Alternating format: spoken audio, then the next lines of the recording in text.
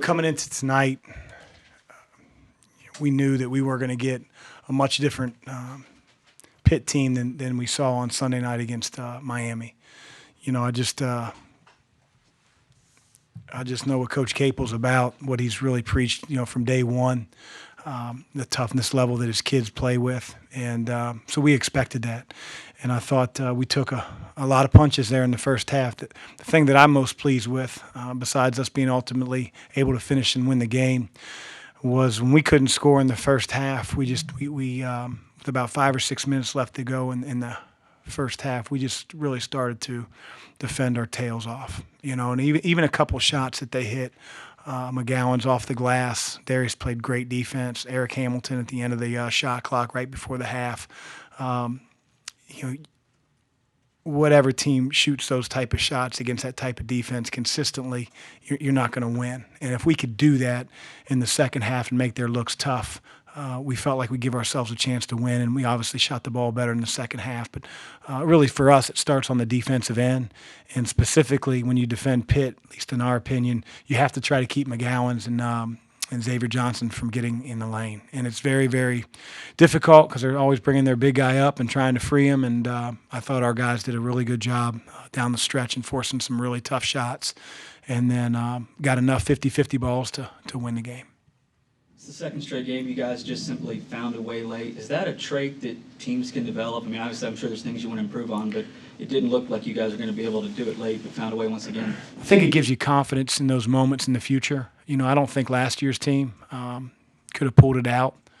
I think we throw the word toughness around a lot, and I think people always equate that to physicality, and that's a big part of it, but it's just the mental toughness, being able to come back after 3 or 4 possessions in a row where you can't get the ball to go in the basket and still have the wherewithal to defend how you should, defend the way you practice, block out, and give yourself a chance to still be in a 1 or 2 possession game. So, I'm really proud of our group. It's not easy to go on the road in conference play. I don't care what conference you're in. And I think people a lot of times think it is, and it's just not. It's a rough environment, one we got a lot of respect for. The students were awesome. It was loud. They were amped up. And we found a way to win down the stretch and make plays. And, whether it's Fresh hitting a 3, Dwayne hitting a 3 in the corner, David Johnson playing his best game of his young career, those type of things hopefully give us confidence in those moments in the future. What was David doing that was making him so effective out there? This is his best game, like you just said. I think he's just gaining confidence, Lucas. I mean, he's uber talented. I've said that from day one, but, for 4.5 months, for 2.5 months, he wasn't allowed to do anything. He couldn't even ride a bike. He just did exercises with Fred, our trainer. And, he's slowly getting his way back. I mean, had he been in a rhythm and never gotten hurt, I think he'd probably be a few steps ahead of where he is now. And so that's the rub of it. We're playing big-time competitive games. We're on the road in the ACC. We're trying to win, but I think David's ceiling is extremely high. And got to let him play through some mistakes. He threw that roll pass to Pittsburgh down the stretch, but he also made some big-time plays that I don't know if anybody on our roster can make. Pitt defended Jordan Moore pretty well. In those situations, why, or should I say, do you have to motivate him, or did he find a way to motivate himself to work through it? And why is that going to be good for his development? I'm proud of Jordan because I think every prolific scorer that ever want to be around, that I've ever been around wants to score. He only took 13 shots. He didn't fire bad ones up. He's done that. I think he would admit that to you. If you talk about Texas Tech or Kentucky games that we lost, and it wasn't because of Jordan, he didn't affect the game and help us win in other areas. And tonight I thought he did that. His defense, keeping the ball in front, still got to get better blocking out, making the extra pass, just being an experienced player out on the floor, a talented one at that. So I think he's become a lot more mature than he was a year ago when he was here. Is there any frustration with that, or do you kind of just keep working through it? You can never let him see you sweat. So maybe you're frustrated, but the most important thing is how our team plays. I mean, he's not going to get 30 every single night, not against a team like Pitt that's going to put a guy like Tony on him and be in his jersey all night. And if he takes errant shots and he goes, 5 for 23 because he's trying to get his average, then we're not as good of a team. What did you see differently from Pitt tonight than when you did in December? Well, I think when you play in your own building, the fans are as good as they were. You're going to be amped up. You're going to be who you are, just a little bit better. They shot the ball really well in the first half. At one point I looked down and they were 4 for 4 from three, and we were 0 for 5 from three.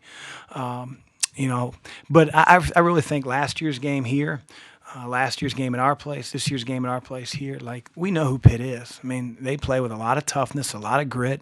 They'll make their mistakes, but they come back in the next possession, and so we prepared for that. And we knew that they weren't going to look like they did down at Miami when we played them here tonight, and they didn't. You had talked some about the challenge of guarding McGowens and Johnson.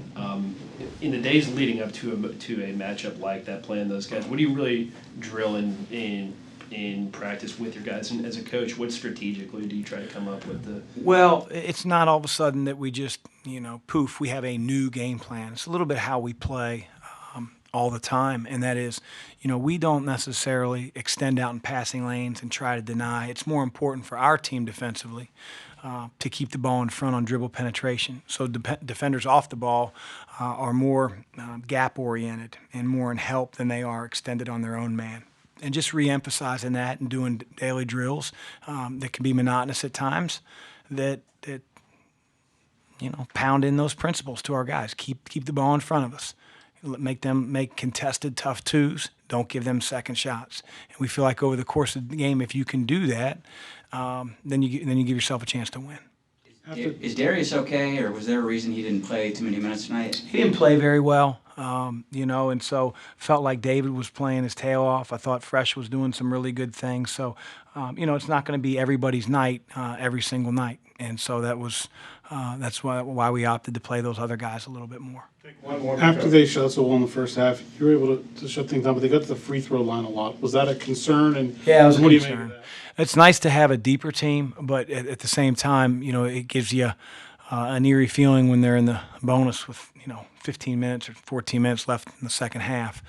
My technical didn't help. The physicality that happened those first 4 or 5 minutes, thought it was a little bit different from the first half, but that's how the officials called it, and we have to adjust. And so when that happens, you got to try to do the best job you can by keeping those guys off the foul line. It's tough because they put their head down and try to get right to the rim.